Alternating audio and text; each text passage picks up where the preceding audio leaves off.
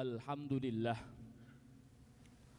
Alhamdulillahi ala ni'amihi fi syahri Sya'ban alladzi ja'ala minal muslimin al-kamilin wa amarna bittiba'i sabilil mu'minin. Ashhadu an la ilaha illallah wahdahu la syarikalah wa ashhadu anna sayyidana wa nabiyyana Muhammadan abduhu wa rasuluh al-muttasifu bil makarimi kibara wa sabiyya. Allahumma fasalli wa sallim wa barik ala sayyidina Muhammadin kana sadiqal wa'di wa kana rasulan nabiyyah wa ala alihi wa ashabihi alladzina yuhsinuna islamahum walam yaf'alu syai'an fariya, amma ba'd. Faya ayyuhal hadirun, abtadi'ul khutbata biwasiyatit taqwa, fa inni usikum wa iyaya bitaqwallahi wa ta'atihi la'allakum tuflihun. Lianna Allah qala ta'ala fi kitabihil karim, Bismillahirrahmanirrahim. Ya ayyuhalladzina amanu taqullaha haqqa tuqatih wa la tamutunna illa wa antum muslimun. Ma'asyiral hadirin, sidang Jumat yang dirahmati Allah. Di awal khutbah ini Al-Fakir ingin menyampaikan salah satu dari beberapa rukun khutbah, yakni marilah sama-sama kita meningkatkan ketakwaan kita kepada Allah Subhanahu wa ta'ala dengan semangat beribadah, dengan terus berbuat baik, dan dengan mencontohkan perilaku yang sebagaimana Rasulullah Shallallahu Alaihi Wasallam contohkan kepada kita. Mengapa pentingnya sifat takwa? Bahkan setiap Jumat merupakan salah satu wasiat yang harus disampaikan. Karena dengan sifat takwa Allah Subhanahu wa ta'ala menjanjikan kita bagi orang-orang yang mau bertakwa kepada Allah Subhanahu wa ta'ala. Kata Allah Subhanahu wa ta'ala, wa may yattaqillaha yaj'al lahu makhraja. Barang siapa orang yang mau bertakwa kepada Allah Subhanahu wa ta'ala, maka Allah akan berikan ia solusi atas problematika hidupnya. Dan juga janji Allah bagi orang yang mau bertakwa diteruskan di ayat berikutnya, wa yarzuqhu min haitsu la yahtasib. Allah akan berikan ia, orang-orang yang mau bertakwa kepada Allah, rezeki yang tidak ia duga-duga. Dan tidak hanya sampai di situ para hadirin, janji Allah bagi orang yang bertakwa, kata Allah, wa may yattaqillaha, barang siapa orang yang mau bertakwa kepada Allah Subhanahu wa ta'ala, yukaffir anhu sayyi'atih, maka Allah akan lebur segala keluputan dan dosanya. Dan juga janji Allah bagi orang yang mau bertakwa, wa may yattaqillaha yaj'al lahu min amrihi yusra, barang siapa orang yang mau bertakwa kepada Allah, maka Allah akan berikan ia kemudahan atas segala urusannya. Ma'asyiral hadirin, sidang Jumat yang dirahmati Allah. Tepat hari ini kita sama-sama memasuki di salah satu bulan yang mulia di antara bulan Rajab dan bulan Ramadan. Bulan tersebut dinamakan bulan Sya'ban, yang mana di dalam bahasa Arab berasal dari kata syi'bun, yang memiliki arti sebuah celah jalan di antara dua bukit. Dan dikiaskan dua bukit itu bernama Bukit Rajab dan Bukit Ramadan. Dan bulan Sya'ban ada di tengah-tengah dua bulan tersebut. Bulan Sya'ban, Rasulullah Sallallahu Alaihi Wasallam banyak sekali melakukan ibadah-ibadah, banyak sekali melakukan perbuatan dalam rangka mendekatkan diri kepada Allah Subhanahu wa ta'ala. Bahkan ada salah satu riwayat yang menyatakan bahwasanya di dalam bulan Sya'ban Rasulullah SAW memperbanyak puasa di dalam bulan Sya'ban. Bahkan dikatakan dalam sebuah riwayat Rasulullah SAW berpuasa di dalam bulan Sya'ban selama 1 bulan penuh. Sebagaimana di dalam sebuah hadis yang dikisahkan dari kesaksian dari istri beliau Sayyidatina Aisyah radhiyallahu anha, lam yakun nabiyyu sallallahu alaihi wasallam, Nabi Muhammad sallallahu alaihi wasallam tidak pernah yasumu syahron aktsaru min Sya'ban. Rasulullah tidak pernah berpuasa lebih banyak daripada puasa di bulan Sya'ban. Fa innahu kana yasumu Sya'bana kullah, karena sesungguhnya Rasulullah SAW berpuasa di dalam bulan Sya'ban bahkan sampai 1 bulan penuh. Mengapa Rasulullah SAW berpuasa di dalam bulan Sya'ban, menjalankan ibadah di dalam bulan Sya'ban bahkan sampai 1 bulan penuh? Hal ini dijelaskan oleh dengan 2 alasan. Yang pertama yang dijelaskan di dalam sebuah hadis yang diriwayatkan oleh Al-Imam An-Nasa'i. Beliau mengatakan bahwasanya wahwa syahrun turfa'u fihil a'malu ila rabbil alamin, bahwasanya bulan Sya'ban merupakan bulan diangkatnya semua amal kita untuk dipersembahkan kepada Allah Subhanahu wa taala. Fa uhibbu ay yurfa'a amali wa ana shaimun, dan saya, kata Rasulullah, lebih senang tatkala amal saya diangkat oleh Allah Subhanahu wa taala saya dalam keadaan berpuasa. Itulah sebabnya mengapa Rasulullah SAW berpuasa di bulan Sya'ban selama 1 bulan penuh. Kemudian alasan yang kedua, sebagaimana di dalam sebuah hadis bahwasanya qala innallaha yaktubu ala kulli nafsin maniyatun tilkas sanah fa'uhibbu ayyatiyani ajali wa ana shaimun. Dan alasan kedua mengapa Rasulullah SAW memperbanyak puasa di bulan Sya'ban, karena menurut sebuah riwayat sesungguhnya Allah Subhanahu wa taala menentukan atau mencatat kematian setiap manusia, dicatatnya atau ditentukannya itu pada bulan Sya'ban. Maka dari itu kata Rasulullah SAW, karena Allah Subhanahu wa taala menentukan orang yang mati dan hidup pada bulan Sya'ban, maka Rasulullah ingin tatkala ajalnya dicabut beliau dalam keadaan berpuasa. Masyaallah hadirin sidang Jumat yang rahimahullah. Dari beberapa uraian di atas, ada juga beberapa amalan yang bisa kita jalankan di dalam bulan Sya'ban. Dari beberapa malam-malam yang kita lalui di dalam bulan Sya'ban, ada 1 malam yang mana malam tersebut sangat luar biasa keutamaannya, atau yang biasa kita kenal dengan malam nisfu Sya'ban.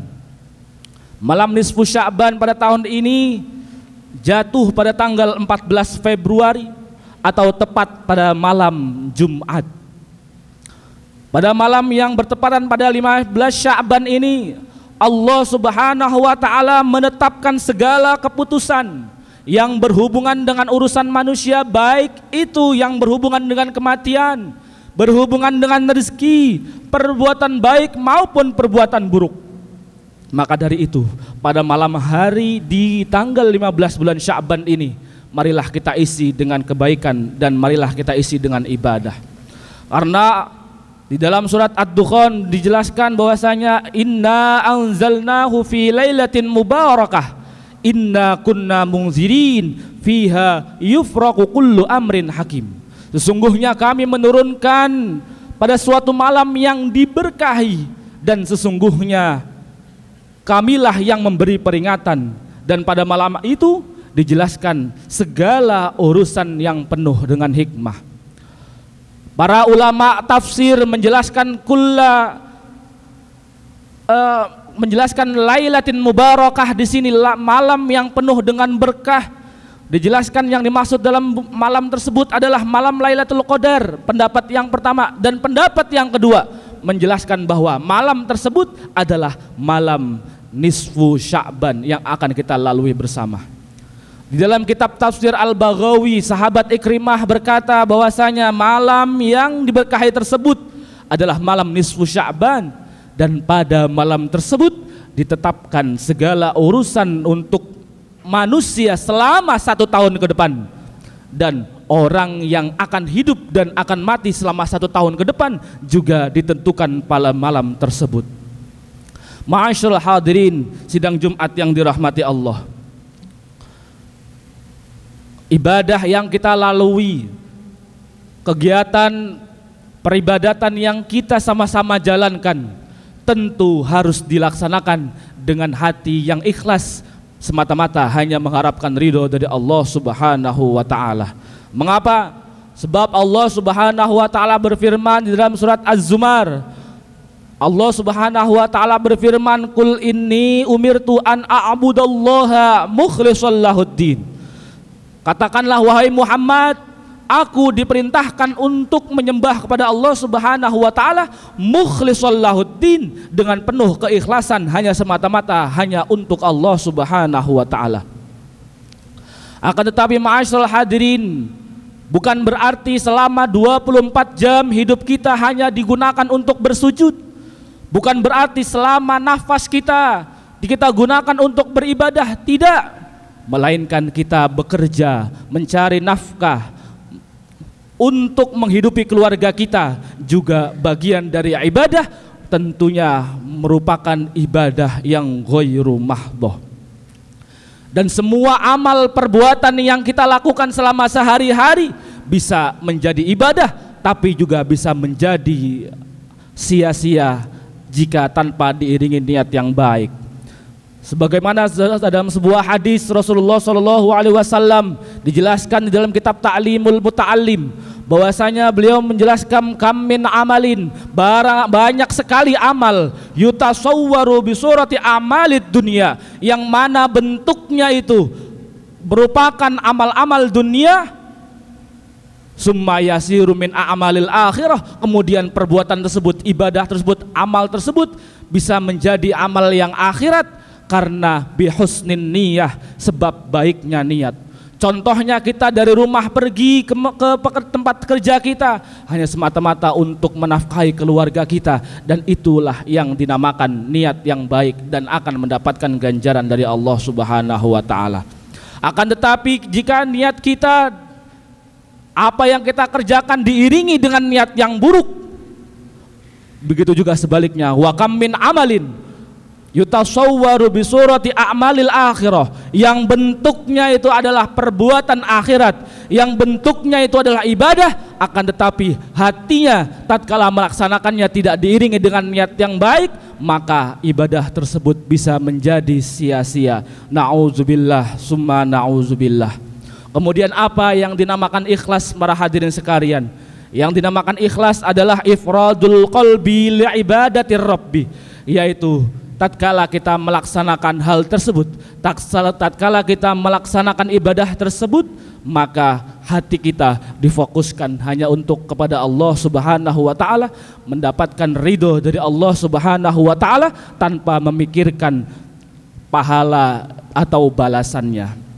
Ma'asyiral hadirin sidang Jumat yang dirahmati Allah, maka dari itu marilah kita syiarkan bulan Sya'ban ini dengan berbagai kebaikan, dengan penuh semangat ibadah, baik itu kebaikan yang bersifat ubudiyah maupun kebaikan yang bersifat sosial.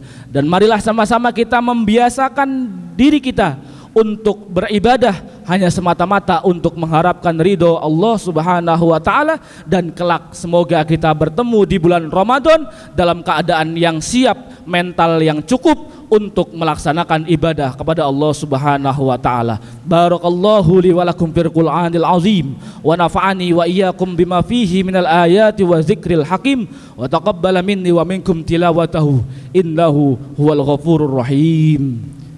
Allahumma salli ala sayyidina Muhammad wa ala ali sayyidina Muhammad.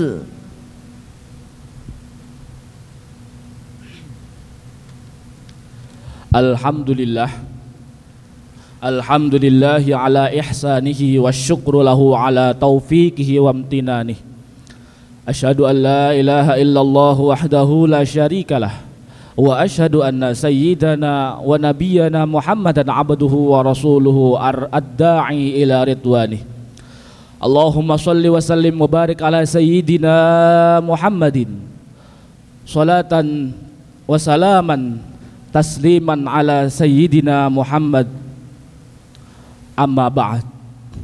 Faya ayyuhal hadirun, faya ayyuhan nas, inni usikum wa iyaya bitaqwallahi wa ta'atihi la'allakum tuflihun. Ittaqullaha fima amar wantahu amma naha wa'lamu annallaha amarakum bi amrin bada'a fihi bi nafsihi wa sana bi malaikati musabbihati bi qudsi wa qala ta'ala innallaha wa malaikatahu yusalluna 'alan nabi ya ayyuhalladzina amanu sallu 'alaihi wa sallimu taslima. Allahumma salli wa sallim ala sayyidina Muhammad wa ala ali sayyidina Muhammad kama sallaita ala sayyidina Ibrahim wa ala ali sayyidina Ibrahim wa barik ala sayyidina Muhammad wa ala ali sayyidina Muhammad kama barakta ala sayyidina Ibrahim wa ala ali sayyidina Ibrahim fil alamin innaka Hamidum Majid. Wardallahu ma'anil khulafa'ir rasyidin sayyidina Abi Bakr wa Umar wa Utsman wa Ali wa an baqiyatis sahabati wat tabi'in wa tabi'it tabi'in wa man tabi'ahum bi ihsanin ila yaumiddin wa alaina ma'hum bi rahmatika ya arhamar rahimin. Allahumma ighfir lil mu'minina wal mu'minat wal muslimina wal muslimat al ahya'i minhum wal amwat. Allahumma a'izzal islam wal muslimin wa azilla syirka wal musyrikin wa azilla syirka wal musyrikin wa dammir a'da'ad din am baladina Indonesia hadza khassah wa min buldanil muslimina 'ammah. Allahumma adfa'annal bala wal waba waz zalazila wal mihan wa su'al fitani wal mihan ma zahara minha wa ma batan min baladina Indonesia hadza khassah wa min buldanil muslimina 'ammah ya rabbal alamin. Rabbana atina fid dunya hasanah wa fil akhirati hasanah wa qina adzabannar. Ibadallah, innallaha ya'murukum bil adli wal ihsan wa ita'i dzil qurba wa yanha 'anil fahsya'i wal munkari wal baghi ya'idzukum la'allakum tadhakkarun. Fazkurullahal azima yazkurukum washkuruhu ala ni'amihi yazidkum wa la dzikrullahi akbar. Aqimis shalah. Allahu akbar.